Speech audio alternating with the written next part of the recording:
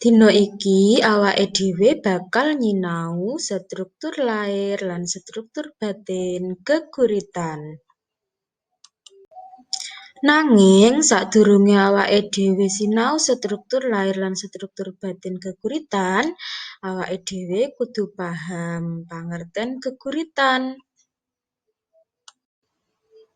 Geguritan ya iku asil pangangen-angen penyair tumrap kahanan utawa prastawa kang diamati, dihayati utawa dilakoni kang ditulis nganggo tembung éndah, ringkes, lan mentes.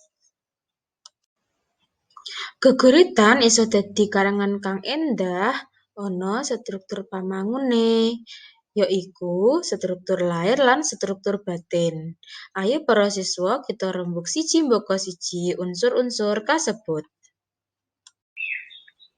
Struktur lair.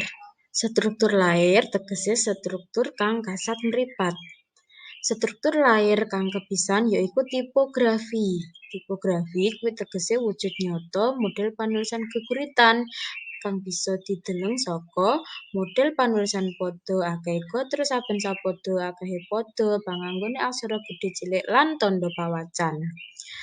Kapindho, imaji utawa panyitra. Panyitra geguritan iku ing antarane imaji pangganda kaya ing ukara arume asmamu.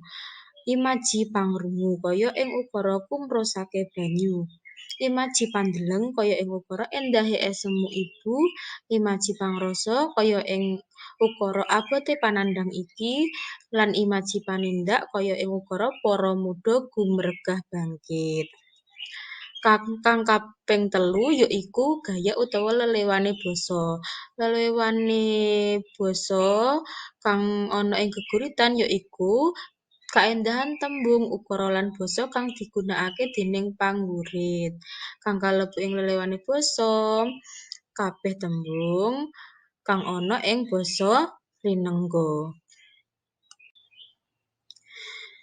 Struktur lair kaping 4 ya iku enjambemen. Enjambemen kuwi tegese tembung sumambung.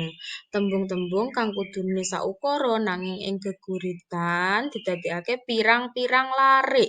Tuladhane, pancen kang mimpin iku dudu empuke Korsika.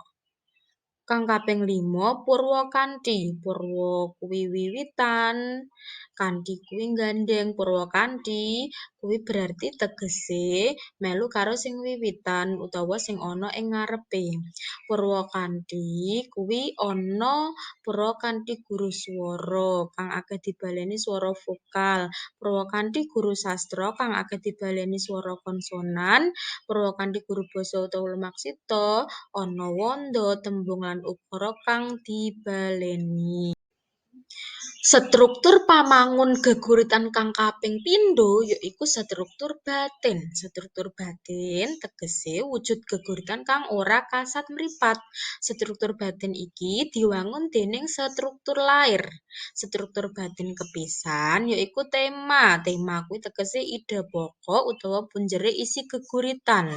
Kang kapindho wirasa utawa swasana. Wirasa swasana ing geguritan bisa awujud pangalembana, pakurmatan, pangajak, seneng, sedih, lan sifat-sifat manungsa liyane.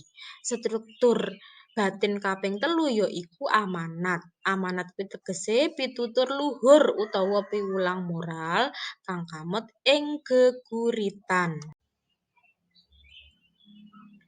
Mengkono mau andharan ringkes ngengingi struktur lair lan struktur batin geguritan. Muga-muga manfaati. Matur nuwun.